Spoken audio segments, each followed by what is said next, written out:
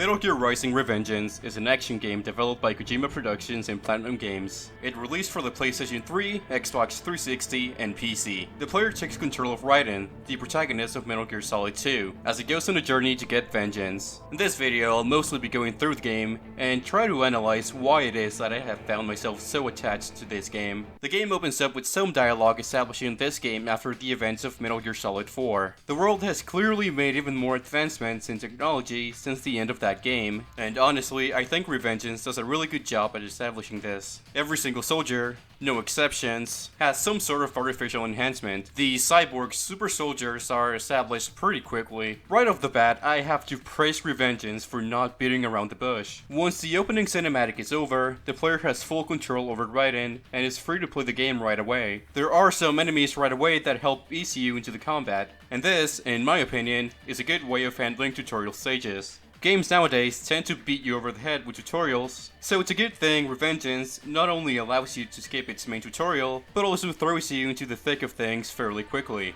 Within 5 minutes, the player is already slashing enemies open, which is ideal for an action game that most likely wants its players to go through it again multiple times. This little addition already makes Revengeance more replayable than most other games in its generation. In this very first encounter, the red lights are spotted for the first time. These lights indicate the enemy's next attack can be blocked and or parried. Players who went through the optional tutorial are likely to know what to do, and those who didn't can just slash away at the enemies since they're not really a threat at this point. However, I think this is where Revengeance takes a few stumbling steps. Revengeance doesn't really do a great job at explaining its mechanics. The optional tutorial is not bad by any means, but it could be a lot better. It's easy to assume a lot of players saw the red light, tried to parry, failed, and then proceeded to assume the mechanic isn't all that important, that is, until a certain point. This lack of proper explanations hurts the game quite a lot, which is unfortunate since the blocking and parrying mechanics are very satisfying to master. Blade mode is also introduced right away. While in Blade mode, players are free to cut enemies and structures in very specific ways, though its true purpose isn't revealed at this point in the game. The Ninja Run is also introduced, a move that allows Raiden to sprint, run over obstacles, and deflect bullets. It's put to very good use during the first boss fight, since it's required to block raised bullets. Having the very first boss fight be a Metal Gear is perhaps the best way to establish how over the top Revengeance can be at times. Having Raiden lift a Metal Gear, throw it in the air, and slice it open within the first 10 minutes of gameplay sets up some pretty high expectations. It's during this fight that another element of Revengeance is introduced, the dynamic soundtrack, and it really helps drive home how good Revengeance can be at times.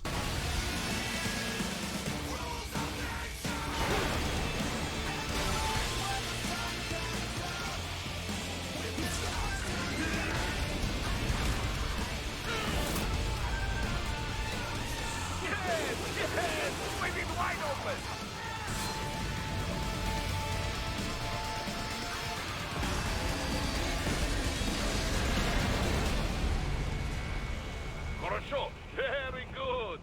But do not rest easy just yet, huh?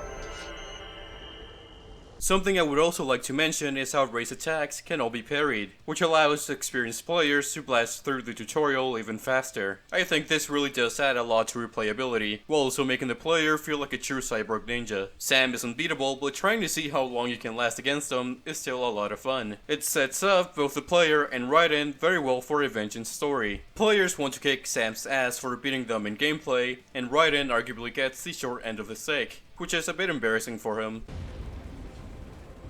My sword is a tool of justice.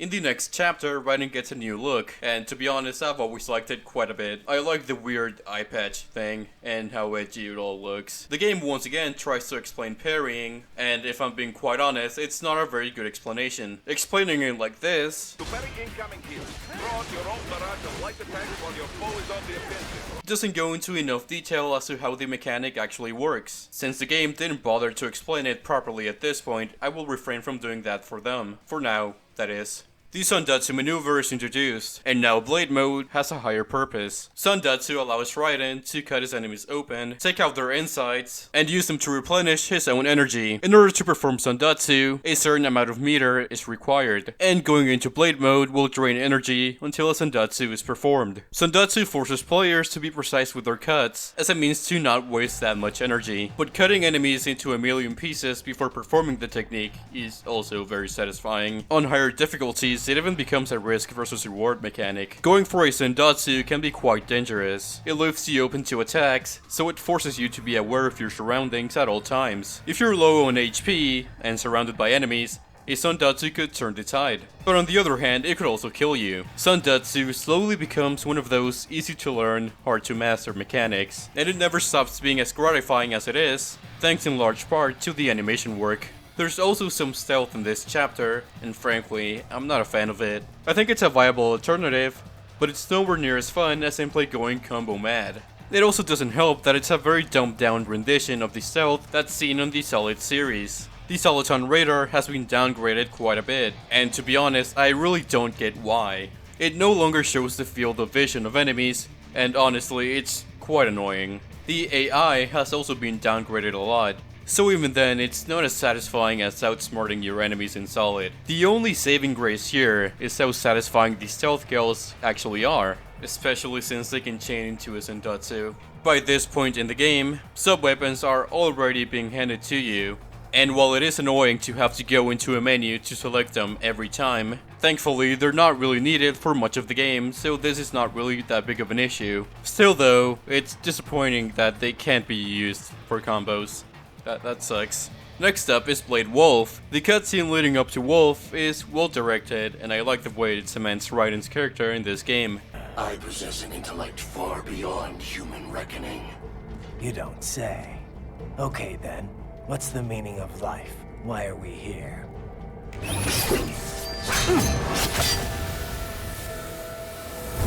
I am here to kill you.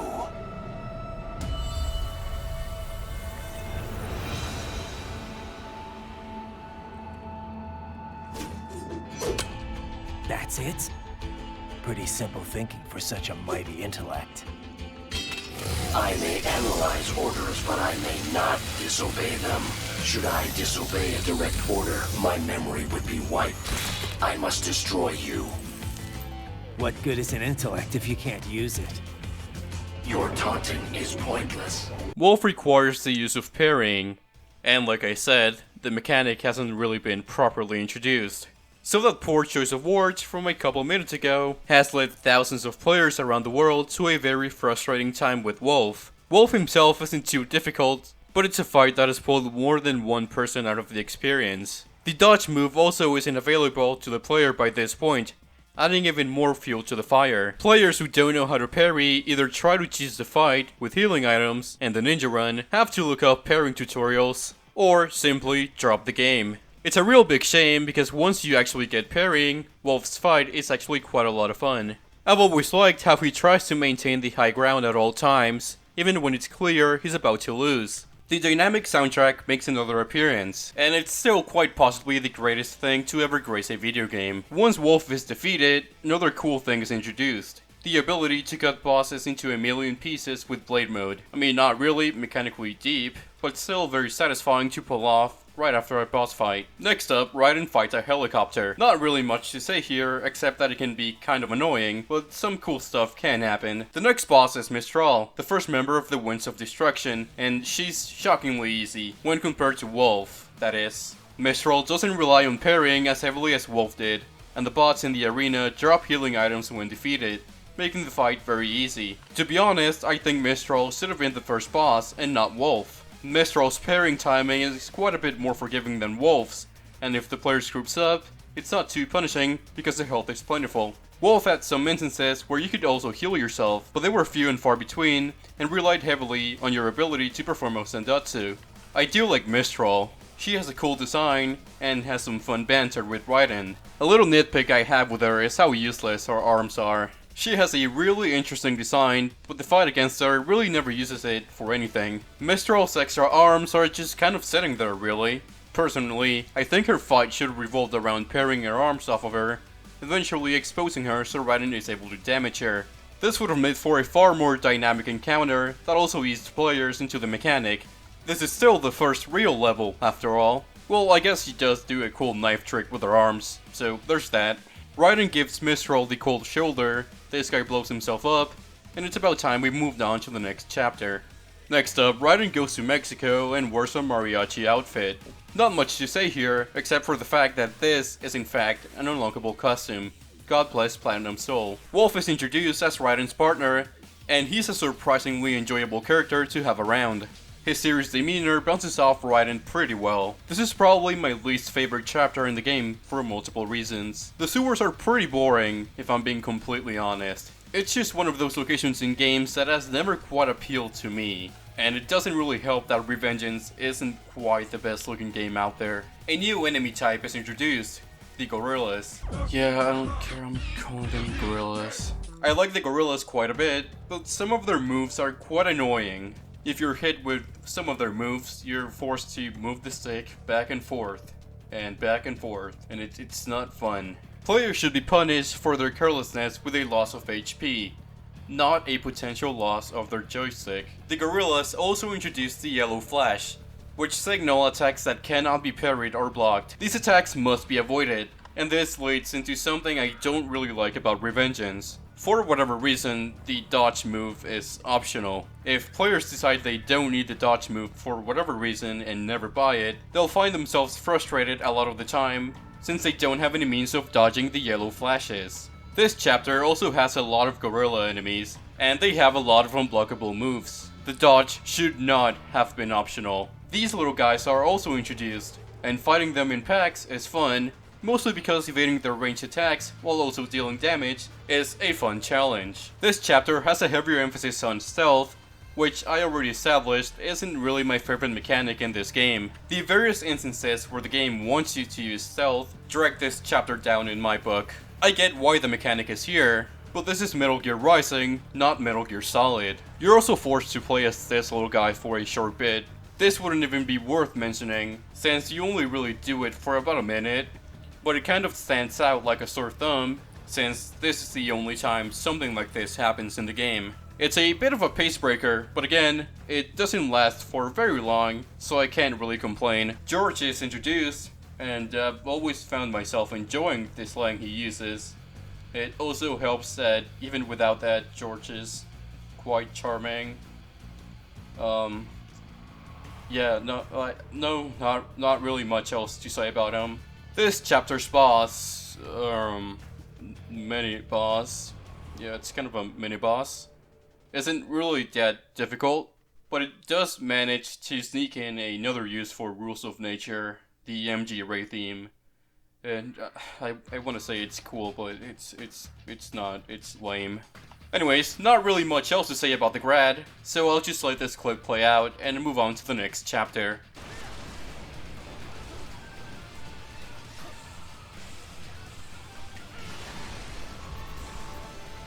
The chapter starts and immediately you're prompted to engage in combat. This chapter really picks up the pace. There's a lot of action and very little slowdown throughout the entire thing. The grads start seeing some use as regular enemies, which honestly fits them a lot more. I don't think the grad from the last chapter was a particularly good boss.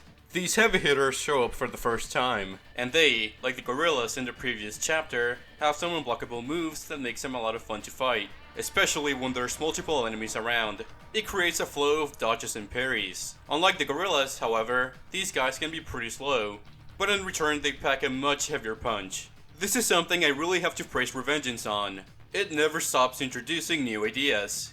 Chapter 1 had the Sandatsu maneuver, Chapter 2 has the iconic box that Raiden can hide in, and almost every new chapter introduces a new type of enemy. The game is short, so maybe it's not that big of an accomplishment, but introducing new enemies and mechanics like this helps keep the game feel fresh to the player. I did say this chapter doesn't really stop for anything, but that's not really true. Raiden falls through an elevator shaft, and the biggest pace breaker in the entire game ensues. You're forced to use AR vision to see in the dark, and honestly, it's just really dumb. While AR vision is on, you can't really use any of Raiden's moves, so you're forced to just walk. There's a bunch of gorillas down there, so there's only really one option left: stealth. In all fairness, the stealth in this segment is probably the best in the game. The way the red lights are used to tell the player where the enemy is looking is a clever use of the mechanic applied in a different context. Players are likely to use a box to sneak around the enemies down here, and since you can't use AR vision while in the box, this is an interesting way of approaching things. Still though, every problem I have with stealth in this game doesn't magically just go away, so we're left with a slow bit of gameplay. It's especially stupid when considering what the punishment for getting caught is. If spotted, the player is forced into combat. This could have been an interesting moment, having to use the red and yellow lights to tell where the enemy is and using that against them. Instead, the room just lights up a little so you can see everything around you, essentially rendering the entire gimmick useless. After that slow bit of gameplay, Raiden fights some more grats and uses his sword to knock down some pillars in the arena. This would have been a cool moment if the game didn't explicitly tell you to cut the pillars. Sam shows up again after being absent from the previous 2 chapters. This moment would have been a lot more impactful in terms of what the game is going for if Raiden wasn't allowed to go combo mad immediately after this scene.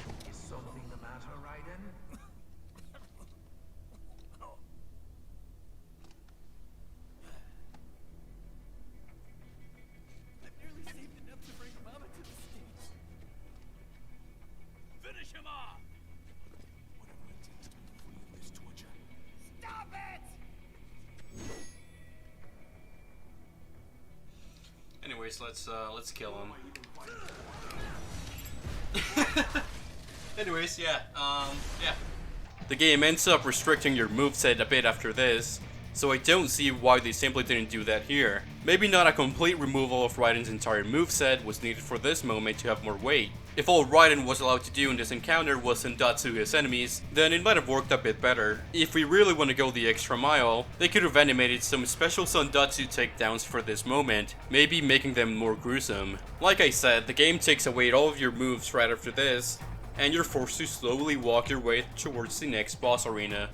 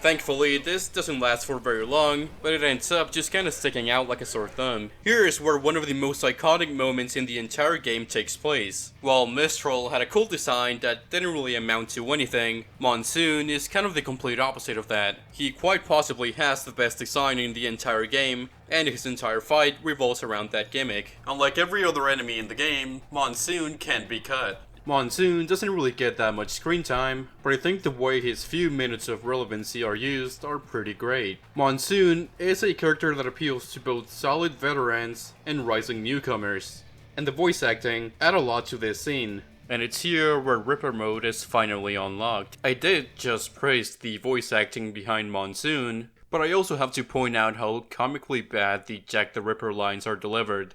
Now you're just being nasty. Raiden's Ripper mode essentially functions as a Devil Trigger analog. Raiden not only hits harder, but is also able to Sandatsu whenever, instead of having to fill up his energy meter. Ripper mode, of course, drains said meter, so it's kind of a fair trade-off. While in Ripper mode, the dynamic in combat suddenly shifts. Raiden can now go all out on his enemies, and if the cards are played right, it can be carried throughout a whole encounter, since Sandatsu fills that precious meter. This could have easily killed some amount of difficulty, but if Raiden gets hit during Reaper mode, and his combo is ended, it becomes somewhat difficult to maintain the high ground and may force you to quit Ripper mode. Or, players can choose to turn it off mid-Sandatsu, mostly as a way to conserving energy. You can either rip and tear, or be a calculating killer. It's all up to you, really. It's a fun mechanic.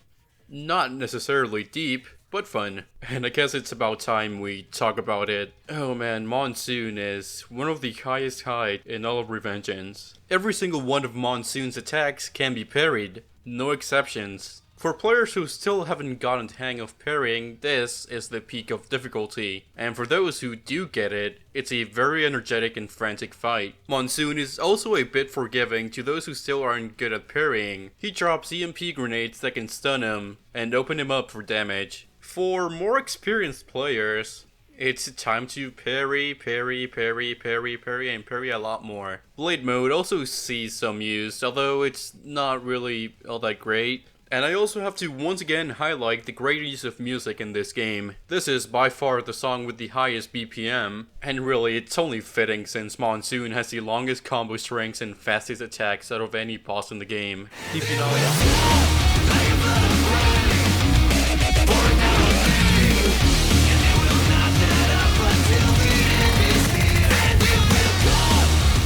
The finale, where Raiden dropkicks Monsoon and proceeds to cut him in a million pieces before decapitating him, still makes me smile to this day. Monsoon is a very strong contender for best boss in the game. With Monsoon now defeated, Raiden begins his climb towards Sundowner. Since Monsoon is a fight that revolves around a defensive maneuver, it's about time I discussed the parrying and dodging mechanics in Revengeance. Both parrying and dodging utilize the light attack button in some way. For parrying or blocking, the player has to move the left stick towards the direction the attack is coming from, and also press the attack button at the same time. Doing this too early halts Raiden's momentum and prompts him to block, and getting the timing just right keeps the momentum going and parries the attack. Parrying an attack opens up enemies to an immediate Sandatsu takedown, and a flashy one at that. Or you could simply just keep a combo going. Really, there's no need to Sandatsu here, although it is admittedly the cooler option. Dodging works by choosing a direction with the stick, and pressing the light attack and jump buttons at the same time.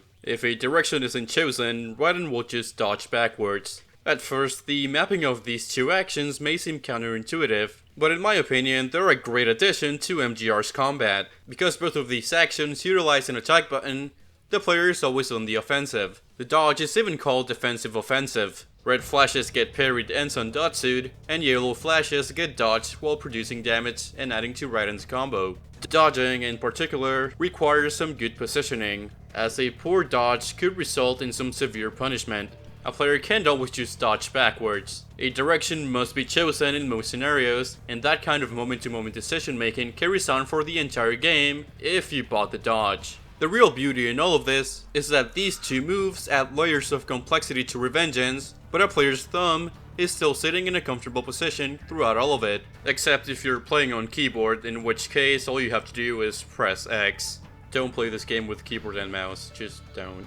It's one of those systems that lowered the skill floor, but raised the skill ceiling. Sundowner's chapter is next, and this is probably my favorite level in the entire game. It's even more action-packed than Monsoon's, and this time around there's no slowdown caused by stealth or anything of the sort. It really is just non-stop combat encounters while Raiden slowly makes his way to the top of the building. Whenever I'm playing Revengeance, this is the mission that I'm most likely going to boot up. By this point in the game, it's possible for players to have unlocked most if not all of Raiden's moves. So the multiple combat encounters start to highlight how fun it is to play Revengeance. Every single type of enemy sees some sort of use in this level, and it works surprisingly well as a test of your skills. Eventually, Raiden makes his way to the Japanese garden, and this is the best place to talk about MGR's visuals. The Japanese garden itself looks pretty good, but most of Revengeance has already aged quite a lot in these past 8 years, and even at the time of its release, it didn't really look that good.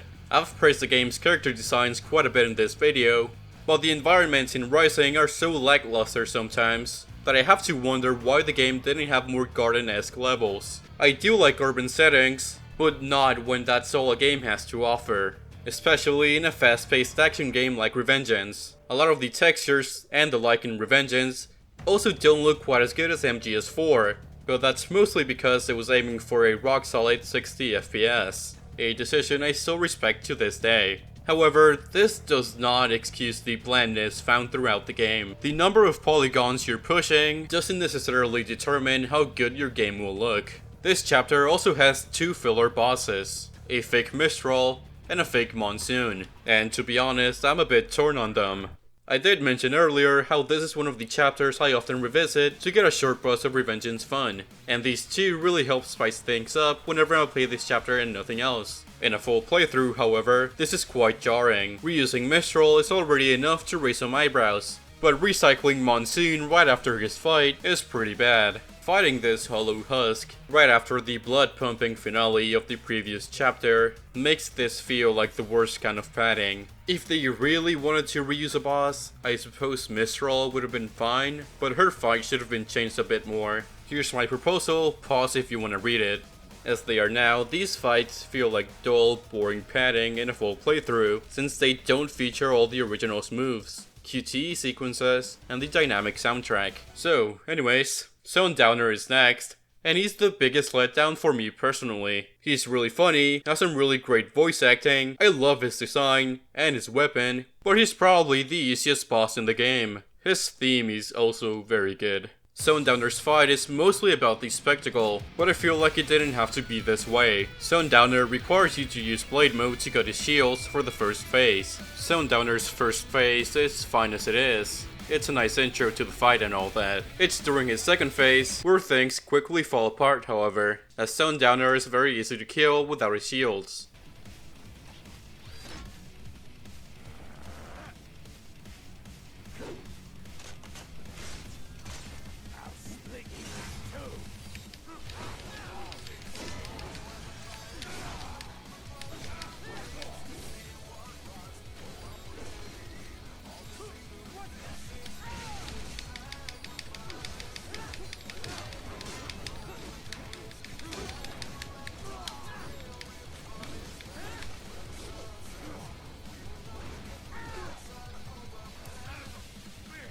His movements are also slower than other bosses, making him quite easy to parry an attack. Sundowner's HP pool is also not very large, making matters even worse. I feel like Sundowner should have either had a larger HP pool, had the ability to block Raiden's attacks, or, what I think should have fit him the most, had a lot of yellow flash attacks. Sundowner says he's fucking invincible, so having his attacks be unblockable could have been fun. Monsoon's fight revolved around parrying, so having a boss be about dodging would be nice. Monsoon used a pair of Sais, which are quick and didn't deal a lot of damage, while Sundowner has giant pincers that deal a lot of damage. Really, quite frankly, and to be honest, the setup was already there. Yes, I really want dodging to just be a core mechanic, instead of an optional move. Although this fight is mostly about the spectacle, cutting Sundowner into a million pieces is always fun.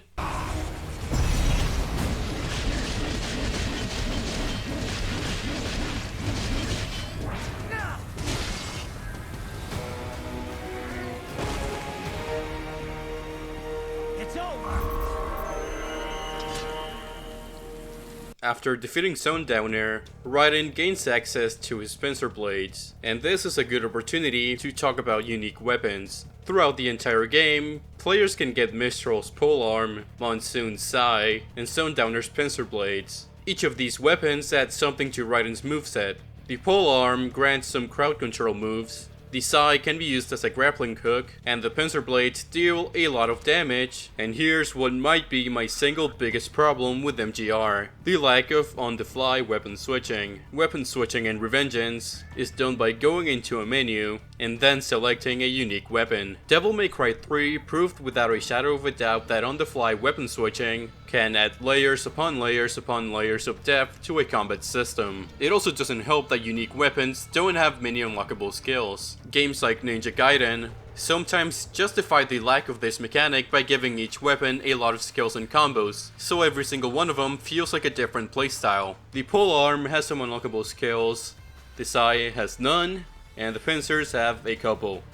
That's it. These weapons replace Raiden's heavy attack, which, usually, can be used to combo a lot more. So in a way, using a unique weapon is actually very limiting. You also can't access the menu mid-combo, so you can't even combine weapons in the way you'd like to. There's a button that goes completely unused in Revengeance, so it's shocking they didn't really try to map that as a weapon switch button. If Revengeance ever got a sequel, or a re-release, this is the #1 issue I'd like to see addressed. Anyways, moving on. The next chapter is filler.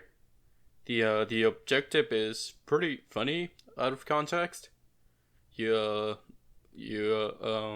fight some guys, then fight some more. Anyways, Sam's next. There's really not much to say about this chapter since it's only a single boss fight. But for that reason, it also happens to be one of the best chapters in the entire game. Sam kicked your ass in the prologue, so it's finally time for payback. Sorry, I really have to do it.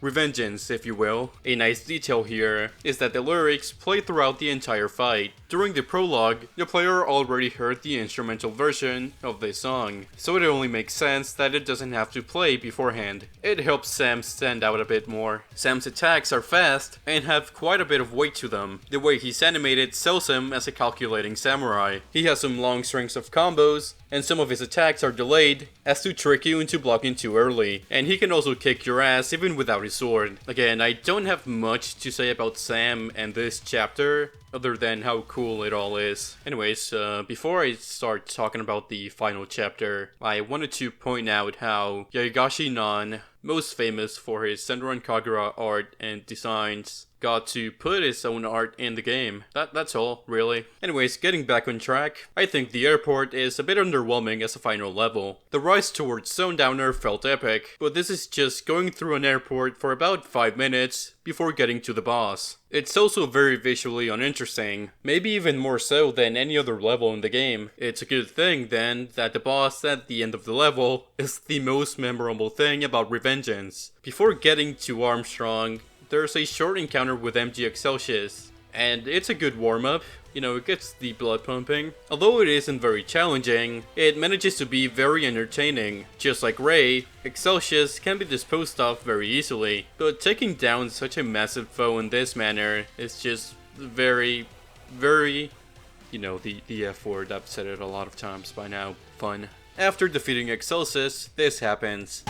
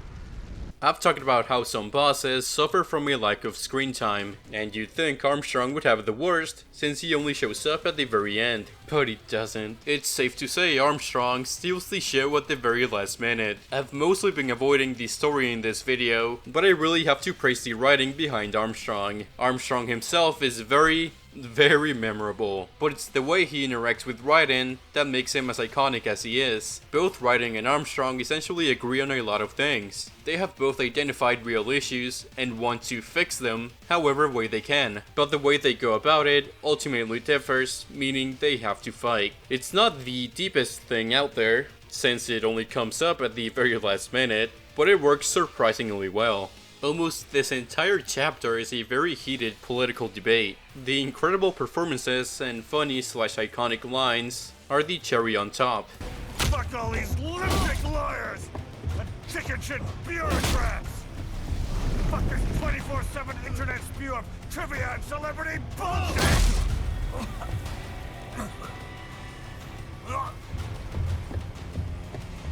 Fuck American pride! Fuck the media!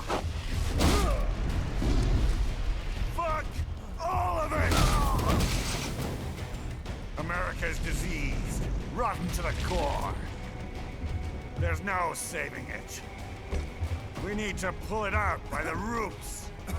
Wipe the slate clean. Burn it down!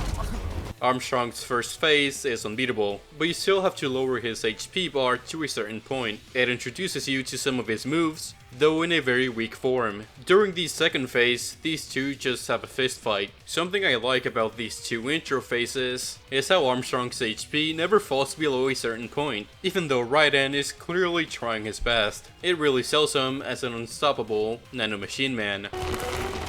Nanomachines, son! They harden in response to physical trauma. Wolf gets his moment to shine before the credits roll, and Armstrong kicking him is a good way to vilify him some more before the real encounter begins. Before talking about this fight, I have to let the best cutscene in video game history play out. Armstrong!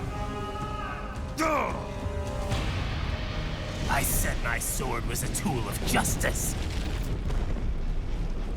Not used in anger. Not used for vengeance. But now I'm not so sure. And besides, this isn't my sword.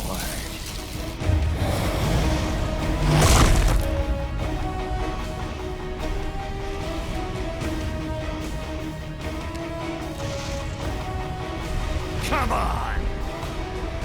Okay. Let's dance.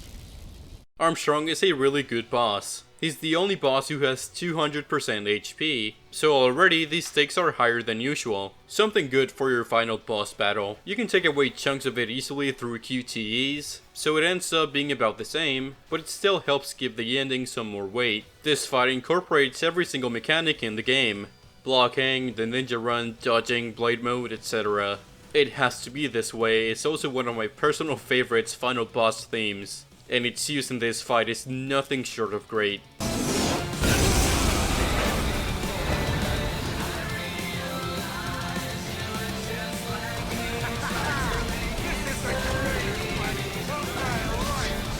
Beating Armstrong leads into the ultimate Sandatsu, and I honestly like how surprisingly grim this ending is. In the end, Armstrong was able to pass on a meme onto Raiden. Raiden is now seeking to quote-unquote fix the problems of the world, no matter the cost. Raiden has accepted that he has to kill the weak in order to protect the weak. Just like Monsoon and Armstrong said. Raiden will keep moving forward until... Oh, wait a minute. The ending also hints at a sequel, which will likely never happen. Some extra stuff that I didn't get to mention in the video before we close things off here. I like the slide kick a lot. It makes jumping from enemy to enemy very easy and looks very cool. I like every main weapon skill, but I wish the game really explained how to pull them off in a better way. When unlocking a skill, all you get is a vague description and a screenshot of the move being performed. Bayonetta not only told you the button combination, but also showed you a video of what the move looked like in motion. Revengeance could have taken a page from Bayonetta's book in this regard. If you haven't noticed already, I love the OST in this game. I've always liked how the songs somewhat explored the mentality of each boss. It's not much, but it's a cool detail. The ranking system in Revengeance is good. It's simple to understand, but striking the right balance between combos, time, and number of Sandatsus can be a fun, self-imposed challenge. It's also nice how it shows you how many parts you slice your enemies into. Throughout this entire video, you might have noticed how many times I used the words fun, enjoyment, rewarding, and satisfying, and that's because 1. I'm a shitty writer, and 2. because I really wanted to drive home the point of this entire video. Metal Gear Rising: Revengeance is the most fun video game I've ever played. MGR is one of the few games that I find myself revisiting kind of often. I could come up with a million excuses as to why that is, but it all just boils down to the fact that Revengeance is a lot of fun for me. It's not the most mechanically complex action game out there, but it's probably the one I'm able to have the most fun with. If you've been following this channel for a long time now, you may know that I really want a Raito 3 to happen, but I'll let you in on a little secret. My most wanted sequel of all time isn't Raito 3, it's Metal Gear Rising: Revengeance 2. The MGR formula has a lot of potential, and with some polish, a sequel to this game could be something truly special.